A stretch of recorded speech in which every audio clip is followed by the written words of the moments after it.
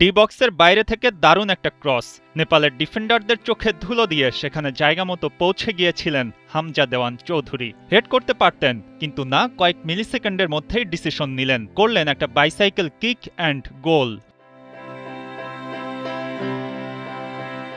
নেপালের বিপক্ষে সেই প্রীতি ম্যাচের পরে কেটে গেছে অনেকটা সময়, তবে স্মৃতি এখনও তাজা। লেস্টার সিটি নির্মিত প্রায় ৪০ মিনিট দীর্ঘ ডকুমেন্টারিতে হামজা অকপটে বললেন, ওটাই ছিল জীবনের সেরা গোল। বাংলাদেশ এবার গর্ব করতেই পারে, কেবল এই দেশের জন্য নয়, হামজা খেলছেন এই লাল সবুজ রঙের দেশের হয়ে।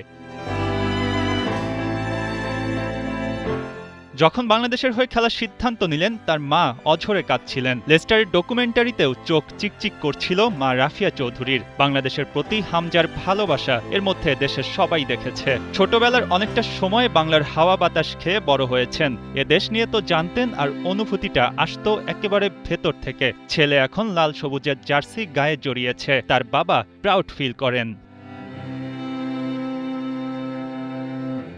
কিছুদিন আগে সবাই দেখে লেস্টার সিটির প্রতিনিধি দল বাংলাদেশে আসে, তখনই জানা যায় হামজাকে নিয়ে তারা একটি ডকুমেন্টারি বানাবে। সেই ডকুমেন্টারি বানানো হয়ে গেছে।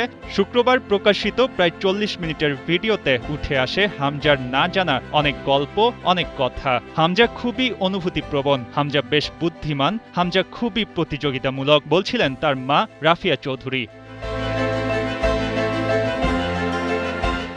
যখন হামজার বয়স ছিল ১২ বা ১৩, তখন থেকে বর্তমান তেমন কোনো পরিবর্তন হননি তিনি। হামজার লেস্টার সতীর্থ ও বন্ধু ডিওসবারি হল বলছিলেন এসব কথা, আর এভাবেই হামজা আরও বেশি জেনুইন পার্সন হিসেবে প্রতিটি জায়গায় নিজেকে নিয়ে গেছেন। একাডেমি স্কাউট বিল ওয়াল বলছিলেন, হামজার ন্যাচারাল এনার্জিটা খুব দারুণভাবে তার মধ্যে আছে, আর ট্যাকেলের ক্ষেত্রে সে কাউকে ছাড় দেয় না। হামজা আসলে ফাউল করে না কাউকে, তার ফিজিক্যাল অ্যাট্রিবিউটসটাই এমন।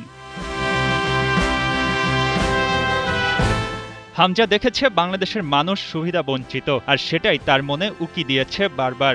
হামজার মা বলছিলেন, সুবিধা বঞ্চিত এই মানুষদের জন্য হামজা বিভিন্ন ধরনের কাজ করে, সেগুলো হয়তো মিডিয়াতে সেভাবে আসে না। তবে এলাকায় যে বাবা টাকার অভাবে মেয়ের বিয়ে দিতে পারছেন না, তাকে কিছু সাহায্য করার কথা বলেন না হামজা। এছাড়াও আপনি জানেন না এমন অনেক জায়গায় সাহায্যের হাত বাড়ান তিনি। ১৯ ডিসেম্বর ২০২৪ হামজা তার মাকে মেসেজ করলেন, ইনস্টাগ্রামে চোখ রাখতে বললেন। বাংলাদেশের হয়ে খেলবেন বলে তিনি তখন ঘোষণা দিয়ে ফেলেছেন। ওই সময়টায় খুব বেশি ইমোশনাল ছিলেন হামজার মা, চোখে অশ্রু সামলাতে পারেননি।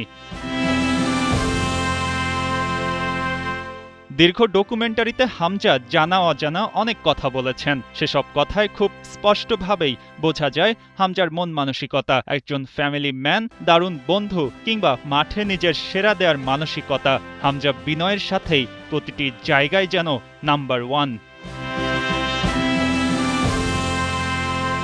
মঈন হাসান, ৭১।